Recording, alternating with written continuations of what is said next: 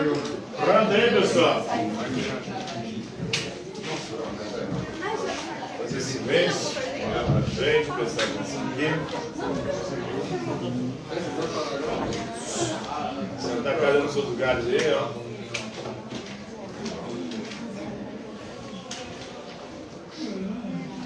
Então, na aula de hoje vamos falar de uma filósofa contemporânea, acredito que ainda viva, nasceu em 1937, que é a Hélène Cixous. Ela vai trabalhar no campo da epistemologia. Vocês sabem o que é epistemologia? Epistemologia é sempre estudo, né? Ciência que estuda alguma coisa. E episteme?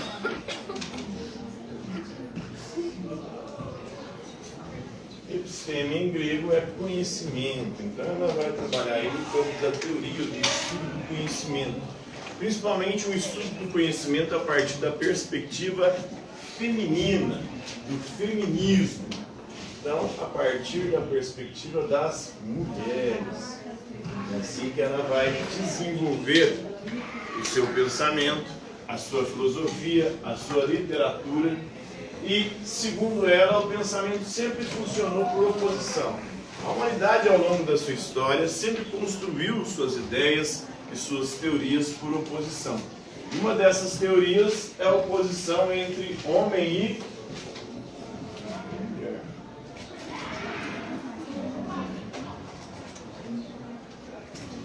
E nessa oposição, ou nessa construção binária dos conceitos e teorias, sempre um lado é considerado superior e outro lado é considerado inferior. E, historicamente, qual lado aqui foi considerado superior? O lado masculino, né? O homem. E nós pensamos assim em relação a tudo.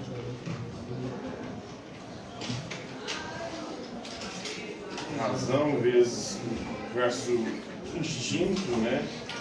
Ou irracional.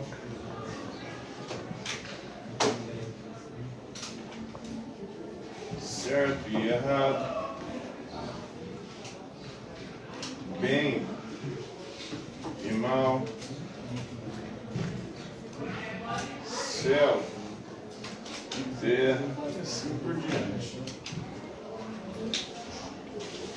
Então, ao longo da história, as teorias, o pensamento humano vai se desenvolvendo através dessa dualidade, dessa oposição, e na oposição sempre um lado é considerado superior ao outro. O homem superior à mulher, a razão superior aos instintos, aos desejos, o certo superior ao errado, o bem em relação ao mal, o céu superior à terra. E ela vem desenvolver a sua filosofia a partir de uma perspectiva nova, moderna, especialmente desenvolvida a partir de Simone de Beauvoir. Já ouviram falar dela? Simone de Beauvoir, famosa e polêmica autora francesa, ela que era companheira de Sartre, Jean-Paul Sartre. Jean-Paul Sartre, filósofo existencialista contemporâneo, eles tinham um relacionamento aberto e extremamente polêmico. E a direita gosta de atacar sempre no ad hominem, né? Então, sempre na biografia das pessoas, para poder tentar desconsiderar o pensamento. Uma coisa são as ideias da pessoa, outra coisa é a vida privada dela. Onde ela geralmente faz muita merda, né? Uma pessoa que faz muita merda é pena. Eu acho que é possível. O próprio Santo Agostinho, por exemplo, ele fez merda a vida inteira dele. A própria biografia dele é contando as merdas que ele fez. E aí depois ele desenvolve a teologia cristã que baseia, né, o pensamento cristão medieval. Então nós temos aí um problema, né? O sujeito se faz merda, se isso compromete o pensamento dele, deve comprometer o pensamento de todo mundo. O Platão, por exemplo, na academia de Platão, provavelmente os indivíduos ali praticavam atividade física nus, tinham relações homossexuais, né? Inclusive entre professores e alunos, tinha a os efebos ali, tinha uma relação geralmente com jovenzinhos. O aluno era recebido ali jovem e o professor já iniciava sexualmente ele. Isso era muito comum da cultura grega. Será que esse tipo de coisa anula o pensamento de Platão?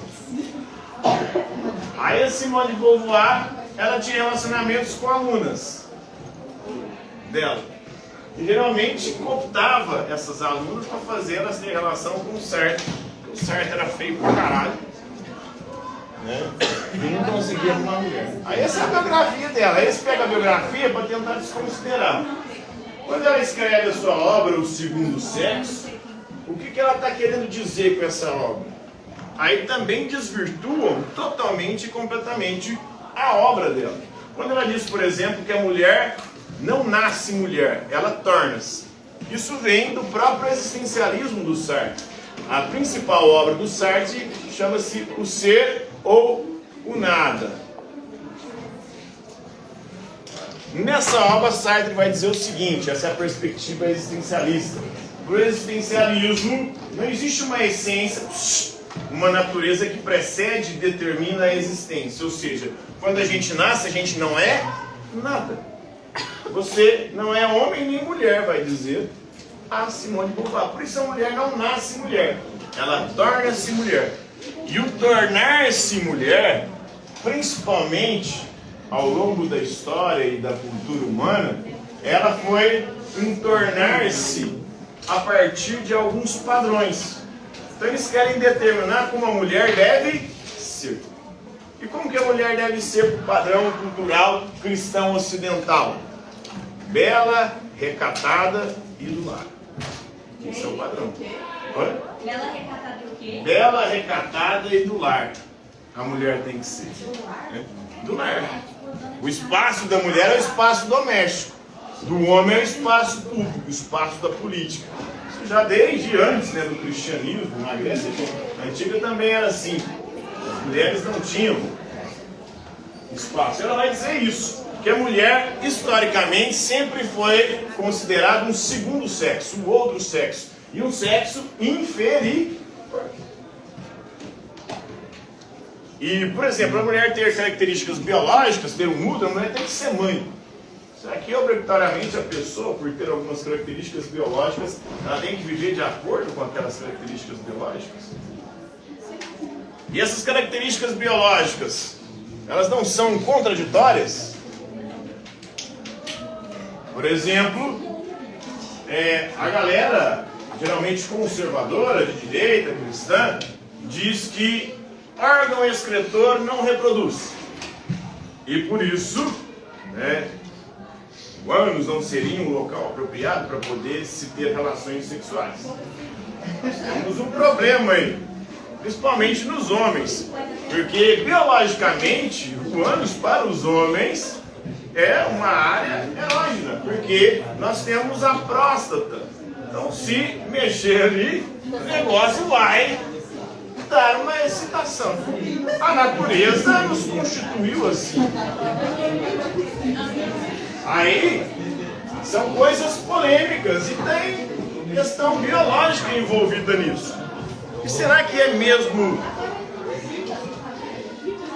tão biológico assim, ou há uma determinação? Até porque, quando você olha para a natureza, já foram catalogados mais de 2.000 animais que estabelecem relações homossexuais. Minha cachorra lésbica.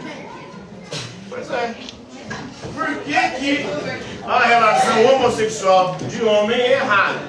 Porque aí tem também mais uma relação binária. Hétero-homo. Hétero certo, homo errado. São as relações binárias construídas segundo o existencialismo, segundo as feministas, segundo a Simone de Beauvoir.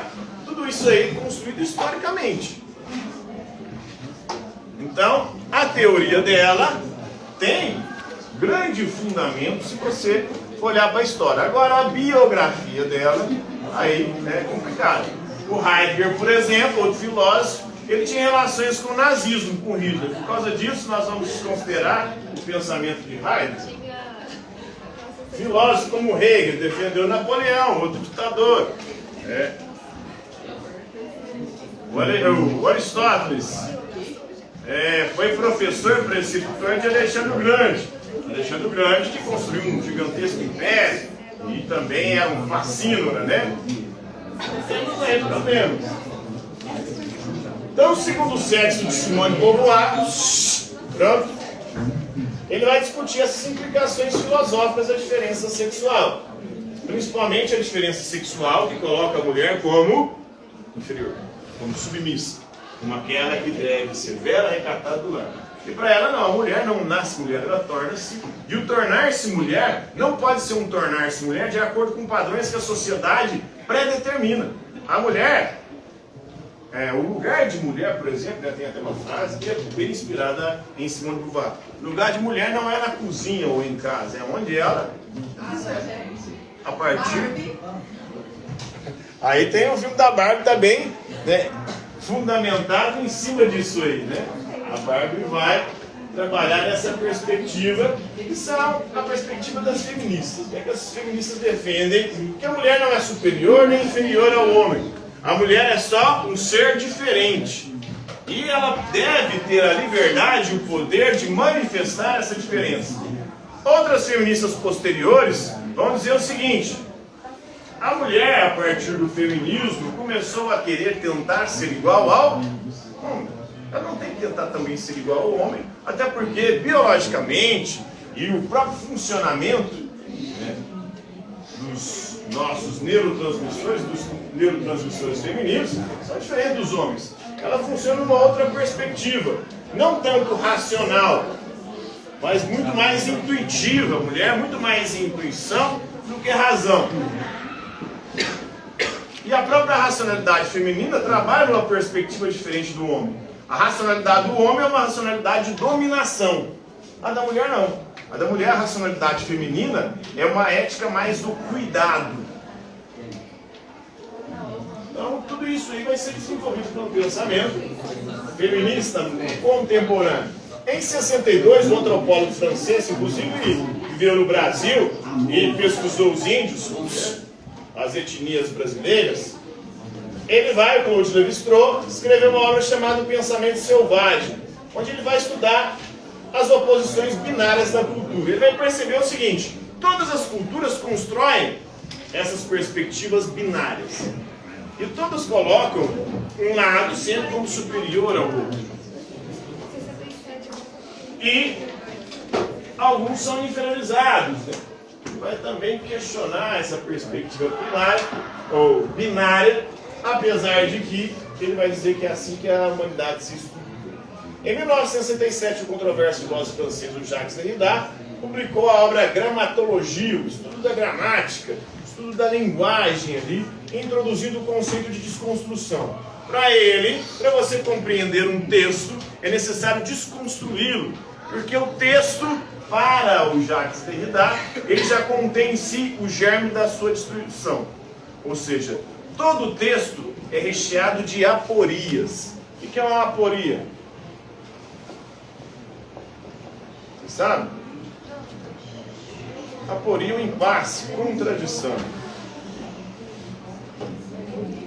O problema é que os indivíduos não percebem essas aporias, esses impasses, que todo texto, esses problemas que todo texto apresenta.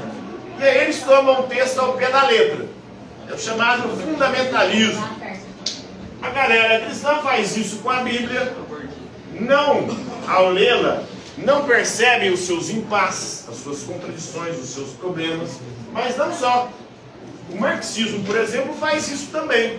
Os marxistas tomam Marx ao pé da letra e não percebem que isso, né, provoca uma contradição. Por quê? Porque para ele não há nada fora do texto. E quando você tenta explicar ou aplicar um texto, você está desvirtuando o texto. Porque você começa a colocar no texto coisas que não estão no texto.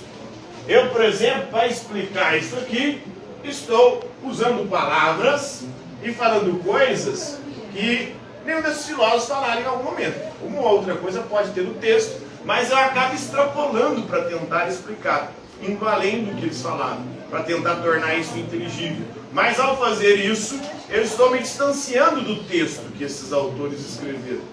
E ao distanciar, eu estou corrompendo o que eles falaram. Por isso não há nada fora do texto. As pessoas tentam tirar o texto para aplicar ou explicar esse texto. Ao fazer isso, eles corrompem e fazem mais do que ali está escrito. Então, os marxistas, ao tentarem aplicar o marxismo, ao tentarem interpretar o marxismo, acabam corrompendo o marxismo e fazendo coisas ou falando coisas sobre Marx que ele nunca falou, nunca fez ou nunca defendeu.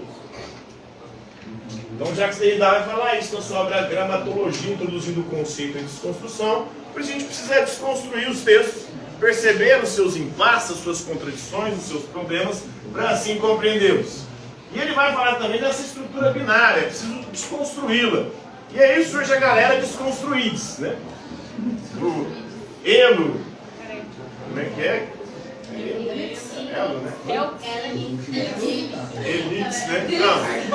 É uma galera querendo desconstruir a estrutura binária da linguagem. Essa estrutura binária que coloca um lado como superior ao outro. Aí ela vai falar, mas isso não tem correspondência ou não tem fundamentação na própria gramática ou ortografia da língua portuguesa. Espera aí. Existe o pronome neutro na língua portuguesa. Outra coisa, existe na língua portuguesa a possibilidade do neologismo. Eu acho que o problema maior, talvez, dentro da questão do gênero aí, que a própria Sixous também vai falar, ela vai pegar esse conceito de construção, é muito mais que acabou esse processo aí de usar a linguagem neutra, tentar aí ser inclusivo e destruir ou desconstruir essa questão binária, isso acabou criando um nicho de mercado. O capitalismo, ele abarca tudo. Então é um sistema econômico, o capitalismo isso não importa, véio, se está certo ou se está errado. O capitalismo ele quer ganhar dinheiro e fazer lucro. E essa perspectiva acabou, o identitarismo, que é o que acabou se transformando a esquerda, se transformou num todos contra todos agora, né? Aí de um lado tem as mulheres, é sempre as minorias. Antigamente, para Marx, a esquerda tradicional marxista era o proletário contra o burguês. Agora é todo mundo contra todo mundo. De um lado tem as mulheres, com o feminismo, de outro lado tem os negros lutando contra o racismo, de outro lado tem a galera LGBTQIAPN+, né? E outro problema, porque toda hora uma nova letra é integrada, dividindo ainda mais a comunidade. Então é uma ética de divisão e de criação de nichos, né? O sistema capitalista acaba abarcando e transformando isso em nicho mercadológico, e a partir do momento que se torna uma mercadoria, um produto, perde o seu caráter questionador e acaba só reproduzindo a lógica do sistema. O questionamento é interessante, é importante e até tem fundamento. O problema é o resultado. E aí tem uma perspectiva, algumas perspectivas dentro da filosofia, que é o pragmatismo e o utilitarismo. No pragmatismo, eles vão dizer o seguinte: não importa se a teoria funciona redondinha, o que importa é a prática. O que isso tem trazido na prática? Será que na prática isso tem desconstruído de fato as relações ali de poder e de submissão das mulheres, ou da galera LGBTQIAPN+, ou dos negros, ou está dividindo, né, ainda mais a sociedade, ou não está trazendo os resultados que se espera? Então tem que ver os resultados na prática. Ou no utilitarismo ver se isso é útil, né? Se essa teoria de fato produz aquilo que pretende questionar. Então, em 1970, o movimento literário francês de escritura feminina desenvolveu aí o uso adequado da linguagem no pensamento feminista, buscando a quem vai ser a líder disso, é a Lene Sixous, tentando transmitir ou produzir uma linguagem feminina. Até então a literatura tinha sido dominada por homens. Agora as mulheres começam a escrever e dar a sua perspectiva feminina. Vai falar inclusive de uma autora brasileira, que é a Clarice Lispector, né? Vai falar dessa escrita feminina, uma escrita a partir do ponto de vista das mulheres, coisa que até então não tinha. A visão que se tinha da mulher era a visão dos homens. Os homens construíram uma literatura, uma perspectiva feminina estereotipada. Agora é preciso que as mulheres falem sobre elas mesmas, para dizerem ou escreverem a partir de sua perspectiva. É um tempo de mudança, ela vai defender, e a mulher deve escrever aí sobre si própria, e levar as mulheres também a escrever. Porque até então, quem escreveu sobre as mulheres, dizendo que as mulheres são, foram os homens. Não? Ela defende essa perspectiva, a Helene fixou. Historicamente, quem escreveu e disse o que as mulheres eram os homens. É necessário que as mulheres comecem a escrever a partir da sua perspectiva, a partir do que sentem, a partir do que vivem, a partir de como compreendem o mundo e a realidade. Beleza? Tranquilo aí? Hoje é isso. A tia da lindeza. Tia da lindeza.